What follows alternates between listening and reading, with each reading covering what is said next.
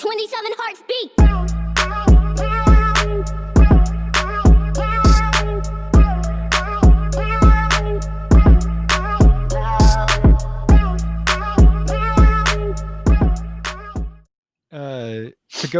To circle back to Gee's final comment that how do you feel about an episode called Between Black and White? Yes, please. Okay. Yeah, I mean it's the reason I stick so hard, G, on the black and white is because it's the same reason. It's the same thing that you said, which is we use these terms like ubiquitously, and they seem to be the center of all these arguments, but nobody even really knows what they are.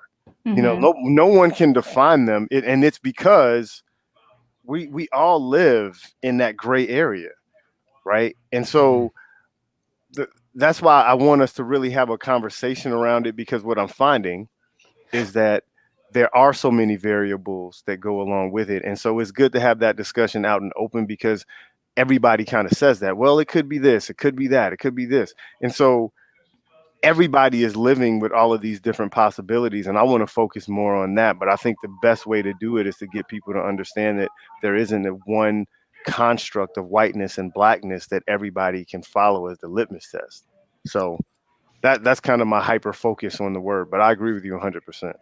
Yeah, I think I'm a little, well, it's interesting moving to Memphis because this is the first city where there is a distinction that I am a non-Black person of color, not just a person of color. And I haven't lived in a city that chooses to make that distinction so strongly. And I think we got into kind of what is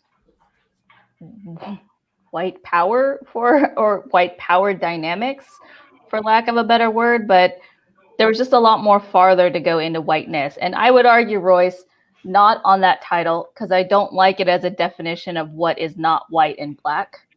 Ooh, okay. I would, if one is whiteness and one is blackness, then I would call it grayness or purpleness or something, maybe purple, that is not by definition not a definition that requires its attachment to the other. Yeah. Like wife. Yeah, I'm with you. Yeah. I'm with you. I'm trying to, oh man. Okay. Keep being creative. We'll get there. I found all of this very interesting only because of the fact that it's gonna create just this greater broader term. I mean, I'm just discussing show ideas like you were talking about. I mean, my son is part white, part black, and with everything that was going on, he had to deal with that moment of trying to figure out who he was, because he's not white enough for the white community and he's not black enough for the black community. He actually felt that way. And really, when it comes down to it, and we had to have this talk, and it's honesty. I told him, I said, really, when it's going to come down to it in this world, people are going to look at you and define you by what they see. And because you have more melanin than, the average white person, they're going to automatically categorize you as a black male. So, but it's something that he is still struggling with everything going on. Yeah, it's hard. I have two nieces and a nephew that are mixed in that way, and I look at them, and they're very fair and long curly hair, and that may change as they become older. But I often think about, like, there is going to be an inflection point where they have to identify. They're forced to, like, the fight's going to come to them. Yep. And when I talk to my sister about it, I try to ask her or prime her, are you planning on having these discussions? Do you have a variety of different dolls and stuff that we can, because I try to buy things that are more candidly, that are more black, right? I'm very intentional about the books and their hair and stuff like that. And so it's but then, like we were talking about, that's not a binary thing either. I mean, there's so many different ways to identify, And how do you start to build that and harness that in young people at the same time, while preparing them for what they might have to face externally from the world, but then internally building up their identity so they have more tools to face it? Yeah, so 4 years ago, pre-election, I think it was still 2016, but early in 2016, three of the people on here have met my kids, especially the older one. She's incredibly observant and incredibly articulate. And she came up to me one evening, I think it was maybe like March, so political season had started. We had gone through a lot of police violence in the news throughout 2015. And she came up to me and she said, "Mom, you're a Black girl, right?" And I said, "Honey," she's 4. And I said, "Why do you say that?" And she said, "Well, Daddy's a white boy and I'm a white girl and you're kind of brownish. Does that mean you're a Black girl?" And I said, "Actually, no, sweetheart, I'm not." And I was realizing that because I grew up in a white family and I don't talk about my race, my external facing race, actively a lot, I was leaving a gap in this conversation. And when you leave a gap in the conversation, the only thing blaring out in the world was this binary conversation that was going on because people were in pain and that was the conversation going on. And about 2 weeks later, she came up to me again and she told me something about, well, you as a Black girl. And I raised my voice, not angry, just emotional. And I said, "I'm not Black." And Jerry ran in from the kitchen and was like, "Let's sit down and have a conversation," because I was a bit too emotional, not because, kids are going to pick up what they're going to pick up, but they're going to try and process it how they process it. And it was really like a huge thing in the mirror of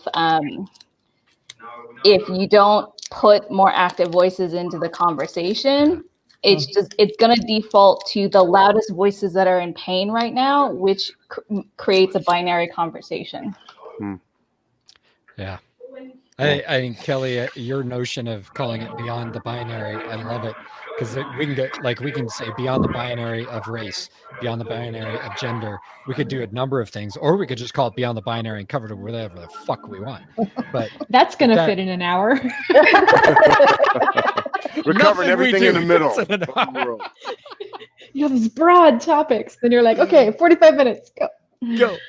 No, because Jee, I think that story is like that nails it. Like the repetition of these things, and especially the repetition of the binary, it has a very, very And we are social animals. Yeah, and I had to have this and it's Inara, I had to have this conversation with her that just said, "Look, honey, Mommy is still trying to figure out what being Korean means to her. You're going to have to figure out what being half Korean means to you. And we can go on this journey together, because I don't really fully understand what being what being Korean means to me. And I'm 40 years old." And of course it's Inara. She's like, "Okay, Mommy." Next precocious question. Because she's going to have another one. So great. Amazing little human. Maybe what to do about it is just about creating space for those conversations to happen, like about normalizing that hardly anyone is on a binary, and that the people who are, even then, aren't all the same. It's like you end up with these two monoliths, and that's not fair to those groups either. But like, we have this whole, soundbite culture, and we like things that are like really digestible, clear one way. Yeah, and it's like it's more complicated. It's harder to create space for all of this gray area. But like, how else do you raise a new generation? With there's so much noise in here right now. What is that? Oh no. I think it's I don't something know in where the that's background. coming from. Somebody has something, television or something in the background. I can't tell what it is. Oh. It just like got louder. I don't know if it's because I can only see me on the screen, so it's like really weird. But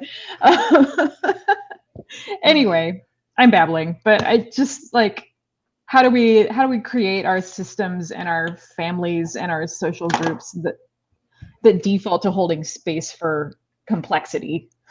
Because and the entering the idea of the global majority, that we have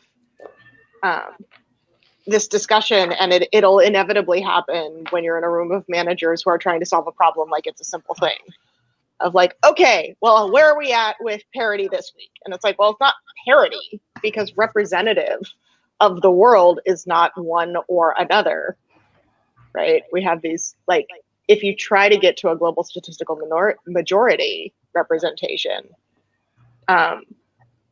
we have so many cultures that we don't even talk about in the US, right? And who are here, who all then also have an American experience that we forget to talk about. We talk about this a lot in the creative content world right now, at least those of us who are willing to even have the conversation. Like, that's a whole other conversation. But when you're like, who's in the room and what you're representing and where that is coming from, that somebody will say like, oh, well, we're doing pretty good actually in representation this week, or like this charrette. And I'll look around and it's like, because we're half white women? That didn't answer the question. Because we have more people of the American experience. Okay, but this project is going to Japan. So is that even useful? Those questions, it's a thing we forget to ask. Yeah, well, so what you just mentioned too pings to me. Like, I hadn't consciously realized it, but God, who was I reading? That might have been Kendi again.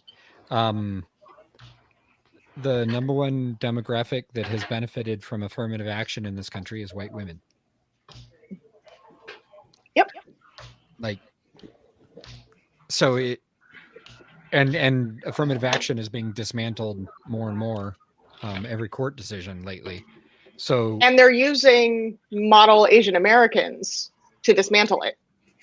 Most of the test cases are, it was actually the whole reason that Yale is continuing the coursework that we're doing, even though it's technically in direct violation of that executive order, is we're already under lawsuit for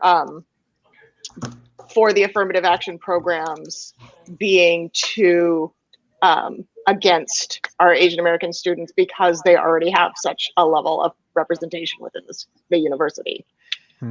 So they very specifically wrote the language that it's very much on centering the wholeness, which we were already getting to because of that lawsuit. But that's the same lawsuit they went after Princeton, and that's the lawsuit that what's her name tried to go after with UT, right? Like the dismantling of it is often not even centering that, and that's why they think it's a gotcha.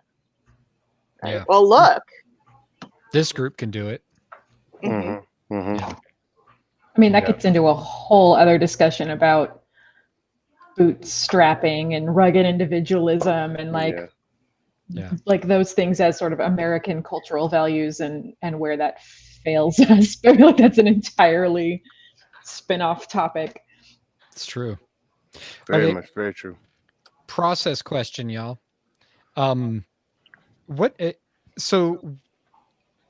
What's it feel like to have only one person on the whole screen instead of one person and then the like 5 on the side? Awkward. Super awkward.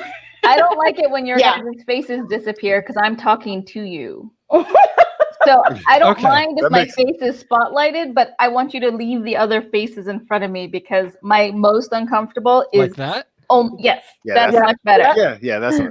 This is actually good because I'm trying to figure out, like, man, there were so many layouts. Yep. I'm like, if I could Yeah, stick with like- 2, that'd be nifty. I turned myself off on Zoom, so having to see this much of me was not comfortable. It's super weird, and it's backward. Like I'm Yeah. used to it flipped, so and like This it's way? very awkward. Mhm. Yeah. No, Yeah. thank you, Teresa. Yeah. Yeah, and the changes, by the way, flipping from this to the individual screens and then the slotted screens. Mhm. Like I think those are the 3 that work, and they all present very different experiences. Mhm.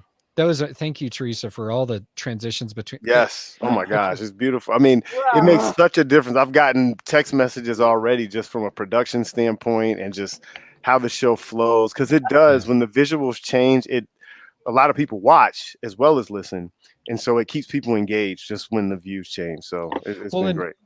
I mean, from my seat too, there were times when I knew, Torian, that you were doing that stuff, and I had to carry a thing, and I didn't have anything to say.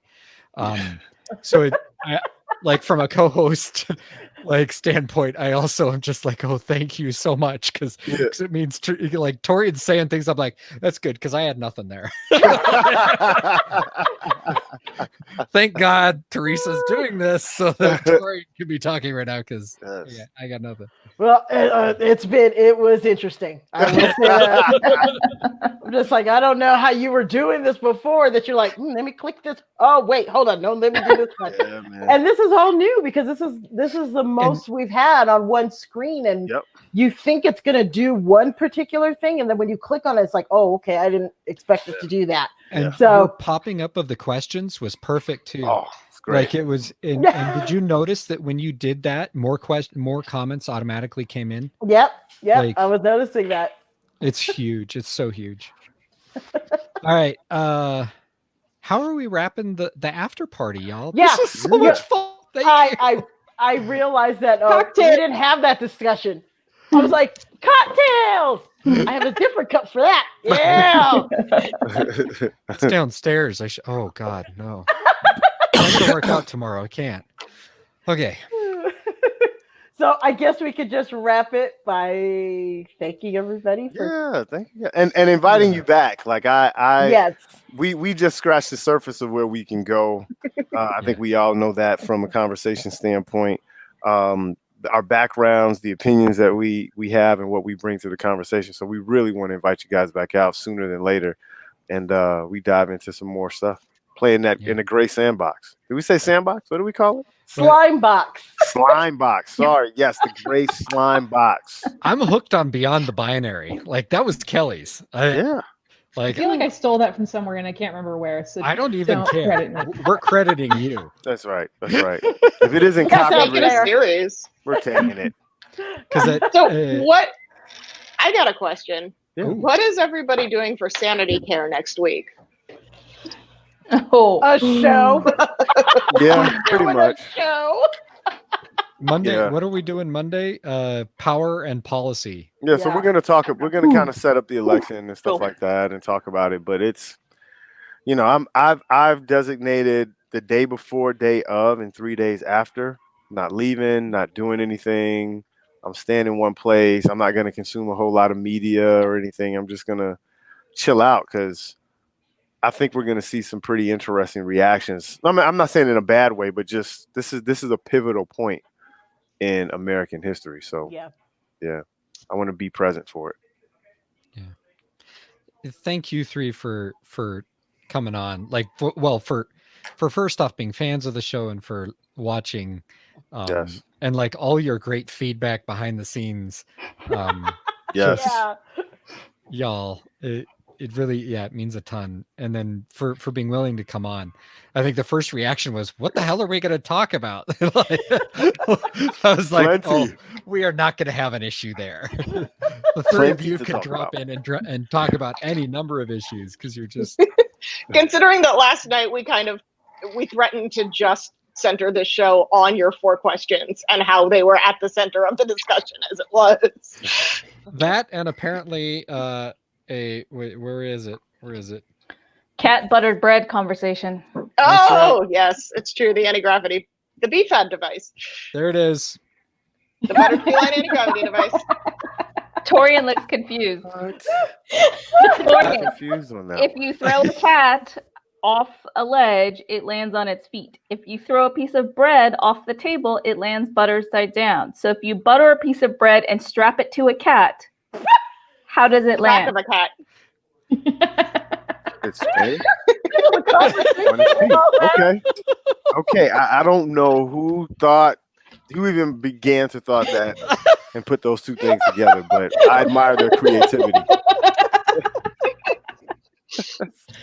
But that was like 30 years ago. It was like 30 years ago. It was like 15 hours of our life, man. 25 hours ago. It was like a 10-hour conversation. What if you had cheese puffs for wind drag? Yeah, we got into peanut butter. We got into, like, if you bake the cat in a piece of a loaf of bread and cover the whole thing, which way does it land? This is how we got this way. I see. Oh my god! Like this is the right part here. that we can't say is like if you want people to be able to have a space to unpack like the dithery natures of classism and patriarchy and whiteness, like you got to be so comfortable to go to the craziness of what if I bake a cat into a loaf of bread to develop anti-gravity. Like once everything is crazy, there's everything is crazy and dangerous, so everything is safe, and then we can have these discussions in our friendship. Like we didn't start with this.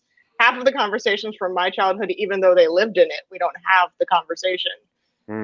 But because at 3 a.m. I can call Kelly and say Jello, and we'll both die laughing because we think the word is hilarious.